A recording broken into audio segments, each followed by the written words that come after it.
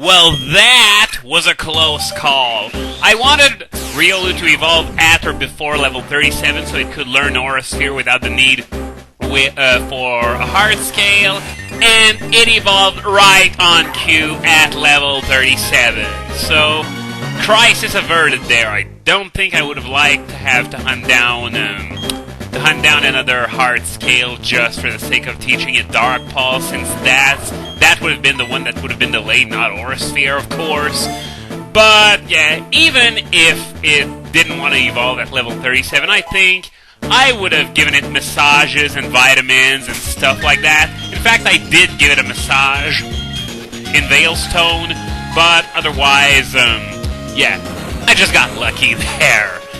Though, as I said, it wasn't really a problem. Now, back in Pastoria City to use that last hard scale in order to teach Lucario Dark Pulse, and then its moveset will have been completed. I gave it Drain Punch and Ice Punch in the last video. It just learned Aura Sphere, and now I'm going to teach it Dark Pulse, which is going to go over Quick Attack. So now that that's done, I'm going to head back and grind it a little more, and I will be right back with the Canalave gym. Okay, before we go to the gym, I'm just going to show you a little something that someone gave me a tip about. Down there's a U-turn TM. Now, had I known this was there, I might have been tempted to use another party member, then I don't know who would have gotten the axe, but I really like U-turn as a move. Obviously, it has a lot of applications competitively, but even in-game, it's a pretty decent move if you need to do damage and switch. So, would I have changed a party member? Probably not, though. Had Scizor been an option, I think I would have used it instead of Lucario, but it's not an option, so whatever, it doesn't really matter. Lucario's an excellent Pokemon, no matter what some people may say about it. It was Riley's Lucario that really sucked ass, and I still stand by that. Worst Lucario ever. It had a horrible move pool, and it couldn't survive anything, not even a Surf from my Vaporeon, which I would have expected it to survive, but I guess not. Anyway, we're going to be taking on Byron's gym soon. By the way, Byron is Rogue's father, for those of you who didn't know, all three of you. And it's pretty fortunate that this gym here is a steel gym, because it's going to allow Lucario to gain quite a few levels rather fast. It's level 42 right now, because gaining a level started taking a little too long, so I decided, what the heck, he destroys the next gym anyway, so why the heck not? And as for the puzzle, well, there are lifts. Lifts galore. Lifts everywhere. And it's basically that, a lift maze, that, by the way, is very much not safe for work. I wouldn't take a walk on one of those ledges if my life depended on it, because if I ever set foot there, my life would probably depend on it, if you catch my drift. Anyway, there's been this subject that I wanted to talk about for a while. It was the one subject that came to me in a flash after getting a lucky critical on a wild Floatzel all those videos ago. I don't know if you guys read war stories, but I think that a complaint that's leveled a bit too easily and a bit too often and a bit too inconsistently as well is the presence of hacks. Now, obviously, when you win a close match thanks to a lot of hacks, it doesn't make for a very good war story, because it gives off the impression that you didn't deserve to win. Of course, that kind of battle happens every now and then, but that's not the kind of battle that makes for an interesting war story. I'm gonna admit that right there. However, as I said, people tend to complain a little too quickly about hacks in war stories. Like, for example, one lucky critical and people instantly jump down the guy's throat. Come on, it's just one critical, and it's not like the guy had any control over that. Not to mention that there are moves that exist for the sole purpose of getting hacks on them. sorry, the best examples would probably be Lava Plume and Boiling Water, which we get to see on a very common basis right now. And yeah, the entire point of using these over Flamethrower or Surf would be to try and trigger a 30% chance of hacks. And so, why don't people complain when Lava Plume actually burns? Because if it was a burn from Flamethrower, you'd be sure that the person writing the war story would hear a lot about it. But Lava Plume, nope, it's just fine, even though it's just, 20% more. That's still 30%, that's not a whole lot. Obviously, I understand the appeal over Flamethrower on more defensive Pokemon, such as Heatran, but still, I find that the Hacks Ruler slap, so to speak, is applied a bit too quickly and a bit too inconsistently as well, because, personally, it's just my opinion, but I don't think Hacks is the only source of luck in a game. There's also, for example, those situations where you can't guess exactly what your opponent's going to do, so basically you're faced between two choices, and your opponent's faced between two choices as well, and whoever manages to outpredict the other wins. But it's not exactly a matter of outpredicting, it's a matter of just getting lucky at some points. And when does anyone ever complain when that kind of prediction goes wrong? Well, it rarely ever happens as long as the situation is introduced properly in the war story. God, this puzzle. Already fought this guy? I guess maybe it's this one? Yeah, got it. So, as I said, this can get a little confusing because there are so many freaking lifts. But as I was saying, sometimes in a well-written war story at least, that kind of situation pretty much requires a wall of text in order to analyze. Like, for example, if I do this and my opponent does this, I win. If he does that and I do this, I lose, and so on and so forth. And, oh, we got a wild Scizor. Sorry, I am clearly an idiot because that's not a wild Scizor at all.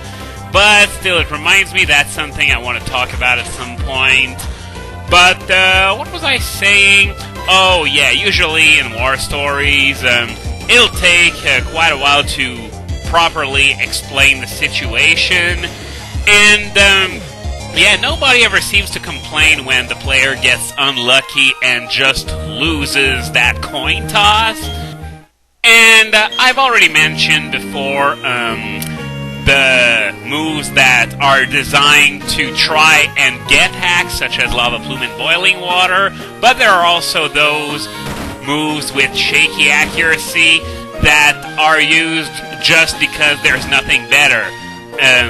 For example, we've got moves like Stone Edge and Fail Blast, and, well, I don't think I've ever seen anyone use Hurricanes, so I guess that's out, but Focus Blast and Stone Edge are used a lot.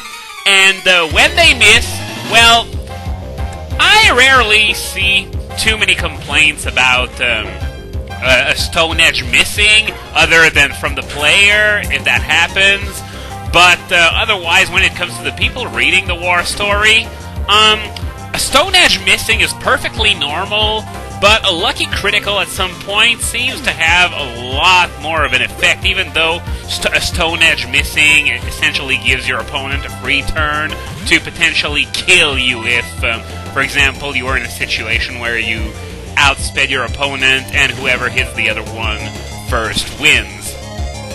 And I would even go as far as to say that sometimes hacks can make a war story more interesting. For example, there was one posted on Smogon a few days ago where the writer basically had the match in the bag, but then in the late stages of the game, the opposing Chandelure got a lucky critical, and as a result, it was an open match again. So, yeah, it was all because of a critical from Chandelure. And by the way, yes, this was a Dream World war story, because the Dream World metagame is the only reason why anyone would ever bother with Chandelure. And there are also all those war stories that come down to whether the damage roll is going to be high enough. Once again, there was one posted just the other day where Dragonite's Dragon Claw left the opponent standing with just 2%, and he lost because of that. And by the way, this is one of the rare war stories I've seen where the writer ends up losing. That doesn't happen very often. When I read a war story, I usually assume that that the author is going to win in a close battle, but he actually lost, so I gotta give him credit for that at least. And while there was some criticism leveled at the war story itself, nobody complained that it all went down to a damage roll. So let me get this straight. Low damage roll good, critical bad. What the hell? And by the way, another complaint that I see leveled against war stories a little bit too often for my liking is, oh, your opponents suck. There were a few misplays here and there, but yeah, they may look like misplays, but that's because the opponent didn't get to give his side of the story, because only a tiny fraction of war stories actually feature commentary from both sides, so you don't really know the opponent's thought process here. Just backtracking, because I want to see if there was anything over there. No, nothing at all. I should have seen that coming, but if I missed an underling, everyone would have been on my back saying, oh, you've missed an underling over there on the 3rd floor at the bottom left corner, blah, blah, blah, and I really want to avoid that, even though, yeah, I try to make a point to fight as many underlings as I can. But back to what I was saying, I might be the one in the wrong here, but I'm just under the impression that it takes less for me to enjoy a war story than people that are much better than me at the game. Obviously, I'm not going to be as prompt to blame someone for their own misplays, seeing how I'm nowhere near as good as the people who really criticize war stories in detail, and I think it's kind of funny that the criticizing war stories has become almost as much of an art as writing them. But doesn't really matter. If it helps people get better at writing them, then I obviously have no problem with that, because you know what they say, practice makes perfect. And no, I'm not going to do another of those Shadow the Hedgehog references here. Thank God, some people might say. But for those of you who never played Shadow the Hedgehog and wondered if it was really as bad as I said it was a few videos ago, yes. Yes, it is. Basically, the way it works is that you fight Eggman, and every time he does that one attack, he says, the line. But the problem is that he enjoys spamming that attack over and over far too much for his own good. So what happens is that basically he just says the line over and over and over again. Just like in Sonic Adventure when he says, get a load of, get a load of, get a load of, get a load of this! When fighting the Egg Viper or the Egg Walker. But I don't know what the programmers were thinking when they did that. Didn't they expect the line to be said over and over and over again? Or is it just that those who were designing the sound effects and the dialogue and stuff weren't the same as those programming the actual battle? If so, then that's called one crack monkey not talking to the other. Now, okay, by my count, this is the last underling in this gym, so I think if I just go down this lift here, I'm gonna reach the red lift, which is the last one. Yep. So next time, the rambling gaming dude versus the man with a steel body.